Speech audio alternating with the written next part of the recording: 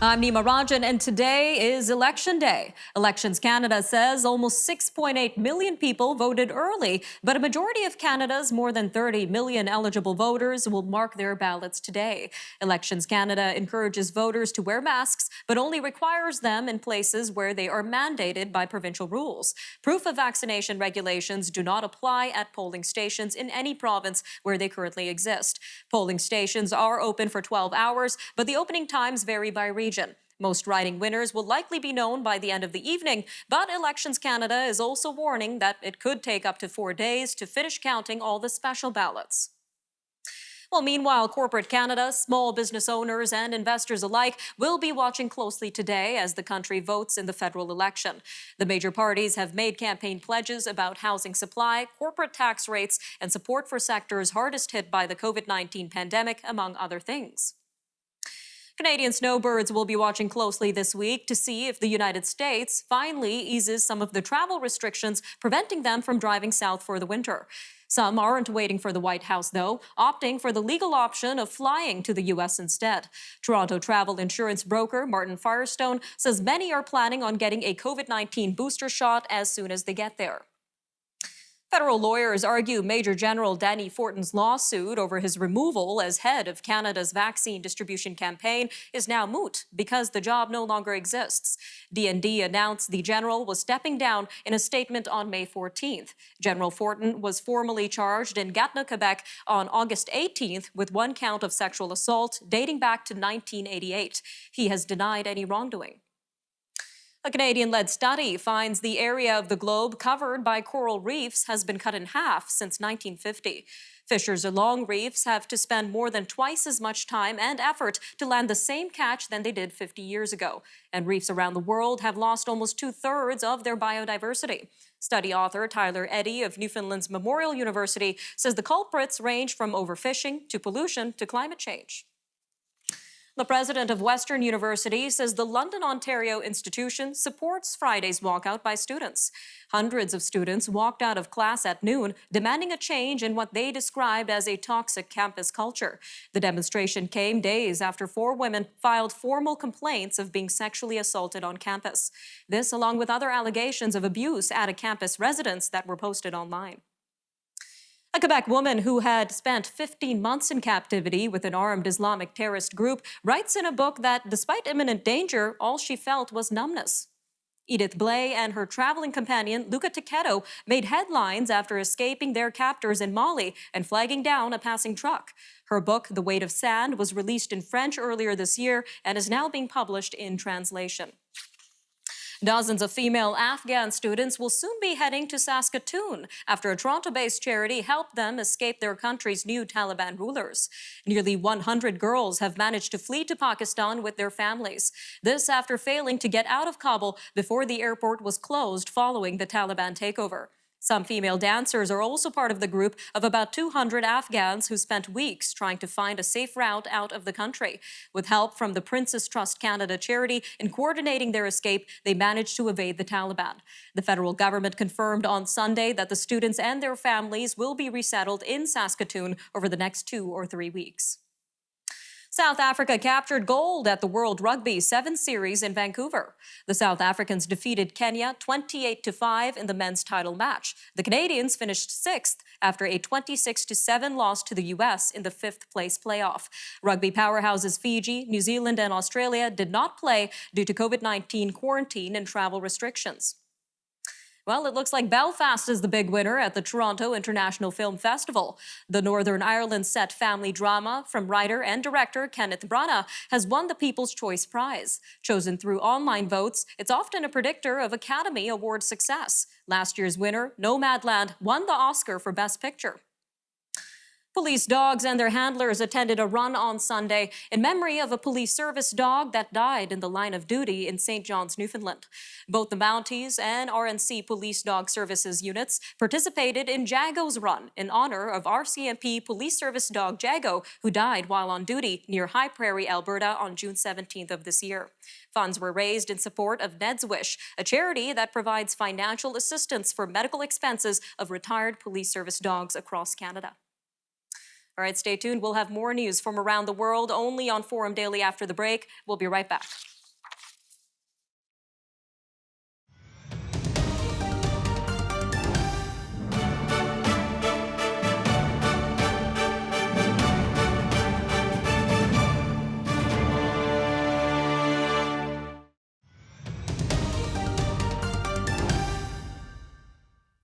Stock markets on Bay and Wall Streets are following the lead of other global markets and heading deep into the red. The Toronto market fell more than 250 points in early trading. This while the Dow Jones Industrial Average tumbled more than 400 points. Shares fell nearly 4% in Hong Kong, and this was due to concerns over the potential for ripple effects from the financial troubles of Chinese developer Evergrande. Worries are also growing about the U.S. debt ceiling. But are these the only concerns? With us to discuss the global drive into the red is Mr. Mark DeCambre, markets editor at MarketWatch. Sir, welcome to Forum Daily. Hi, thanks for having me, Nima. So let's start with a quick overview of the global market decline, sir. So right now we have, as I look at my screen, we have the Dow down 2.3%, and the Nasdaq down almost 3%, and the S&P 500, at least in the U.S., down 2.3%. So really sharp declines. One of the worst days for the markets in probably a couple months. So that's sort of the backdrop to this China Evergrande story. Now, as you mentioned, there are concerns around the ripple effects from the financial issues of Evergrande. Can you explain these concerns for our viewers? So China Evergrande is a very large property developer, and they get into other things too in China. But they have about $300 billion in debt. And a couple tranches of that debt will come due. One on September 23rd, and then another tranche will be due, this weekend or next week. But the point is, there's some fears that those won't be able to be serviced by Evergrande. And the question will be, how does that impact the rest of the market? How does that impact lenders to Evergrande? Will there be knock-on effects throughout China and throughout the global financial markets? That's the big question that investors are wrestling with now. And we really don't have the answer to that. Now, we also know there are some concerns around the U.S. debt ceiling. Can you tell us a little bit about that as well? Yes, and we have issues with the U.S. debt ceiling as well. I think Treasury Secretary Yellen over the weekend put out a op-ed saying, we need to address this, and this could throw the economy really into a renewed recession if we don't address the debt ceiling and give the government clearance to write checks to fund itself. And that's been a big issue for the market that's running in the backdrop as well, because if we can't do that, that could clearly create problems for the U.S. financial markets, and obviously, as the world's biggest economy, it could ripple to other markets too. So we've got a convergence of issues sort of playing out in the market today. Now, just about a little over 2 minutes left here, sir, but I want to jump back to your article in MarketWatch, where you mentioned that there are actually more problems to the markets than the Evergrande situation and the U.S. debt ceiling. Can you tell us a little bit more about this? Yeah, just kind of touching on Evergrande again, the questions are whether or not, China will bail out Evergrande, what will happen to Evergrande as far as a restructuring or liquidation, whether or not, it's liquidated. It could be a big issue that ripples through the markets. But like you said, there are other issues that investors are dealing with, including the increase of the spread of the Delta variant of COVID. We also have, markets are pretty highly valued or considered highly valued. So there's some worries that we've really hit peak market, and we're due for a pullback. So there are a bunch of other issues, but that including technical issues. We fell below our 50-day moving average for the first time since June on Friday. So markets are starting to break down a little bit, and that's also contributing to this really bearish tone that we're seeing on Monday. And another thing to consider, sir, you mentioned that some experts think the market is due for a general pullback. So what does this mean for households across Canada? Well, I really can't speak to how it impacts Canadians. but our neighbors to the north. But I would assume too that pullbacks are a natural feature of the market. It's something that investors have been waiting for.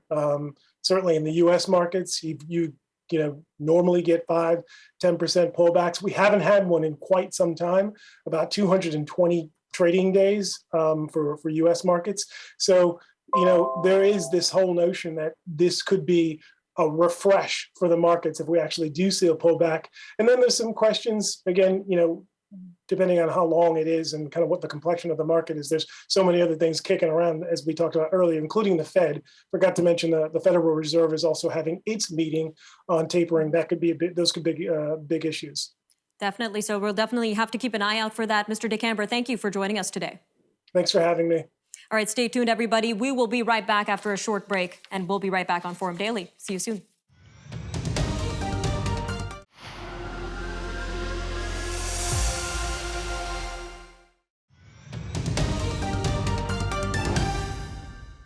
Nurses are burning out amid the fourth wave of the COVID-19 pandemic, and British Columbia's Northern Health Authority is feeling the effects.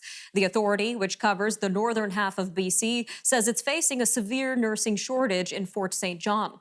The organization says of 20 permanent registered nursing jobs on its emergency room rotation, only 5 positions are filled. It adds that staff are exhausted, overworked, and are facing brutal criticism from the public and insults on their shifts.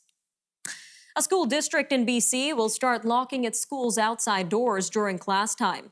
This comes after protesters opposed to COVID-19 protective measures entered several facilities on Friday.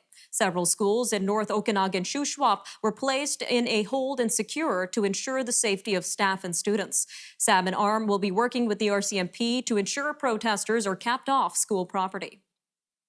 Alberta's COVID-19 vaccine passport system comes into force today. Starting Sunday, Albertans were able to download cards with the dates they had received their vaccinations.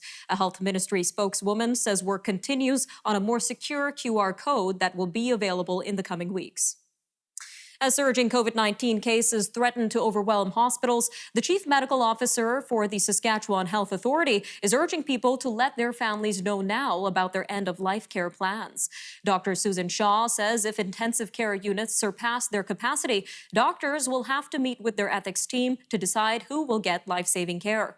Dr. Shaw says if a catastrophe like the Humboldt Broncos bus crash were to happen today, the healthcare system would not be able to handle it. Manitoba nurses are calling for action to address a critical staffing shortage and poor working conditions. Darlene Jackson, president of the Manitoba Nurses Union, says there are more than 2,200 vacant positions in the province right now, and a number she expects to grow even more. She notes that nurses in Manitoba have been working without a contract for over 5 years. The police chief of a southern Manitoba community has posted a lengthy statement online. In it, he says the anger and resentment in the debate over COVID-19 restrictions and vaccinations has to stop. Winkler Police Service Chief Ryan Hunt says the problem has become increasingly magnified over the last couple of weeks. Chief Hunt says he is seeing anger towards business owners who are trying to follow the health orders. This as well as anger towards businesses that aren't following the new rules. Ontario's government reports it has reached or is nearing new COVID-19 vaccination milestones. Health Minister Christine Elliott says 85% of eligible residents have now received an initial dose. This while 79% are fully immunized with 2 shots. Ontario reported 715 new COVID-19 infections yesterday. At least 245 people are in hospital in Ontario with COVID-19 and 182 are in intensive care. Business owners are gearing up to enforce Ontario's new vaccine passport system, which comes into effect on Wednesday. It will require a receipt of full vaccination and photo ID from patrons at dine-in restaurants, nightclubs, gyms, sports facilities, and other venues. Some business owners have said they're concerned about potential pushback from customers. Police have charged a former provincial bureaucrat with fraud and breach of trust. The Ontario government had previously accused Sanjay Madden of embezzling $11 million in COVID-19 relief funds. He and his wife, Shalini Madden, are also charged with laundering the proceeds of crime and possession of the proceeds of crime. The Ontario government alleges Mr. Madden's family illegally issued and banked checks under a program that was designed to offset the cost of children learning at home. Well, on the eve of the federal election, Quebec's premier delivered a nationalist speech to his party's youth wing. It capped off a weekend convention where Francois Legault said that his conservative CAQ party is a fortress against more radical elements of society. This includes those who oppose COVID-19 health measures and vaccines. PEI is reporting 3 new cases of COVID-19, reaching 47 total cases.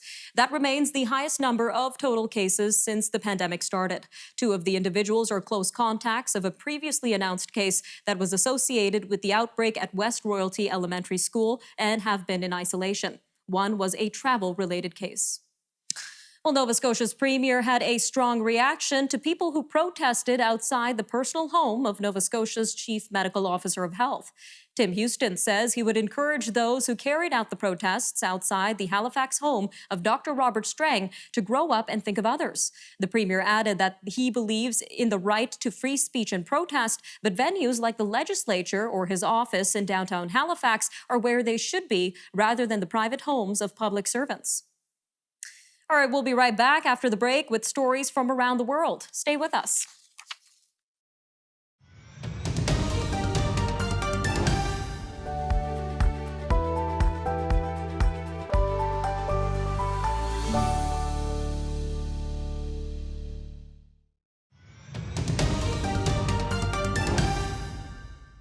Officials say a gunman opened fire at a university in Russia, leaving 8 people dead and 24 hurt.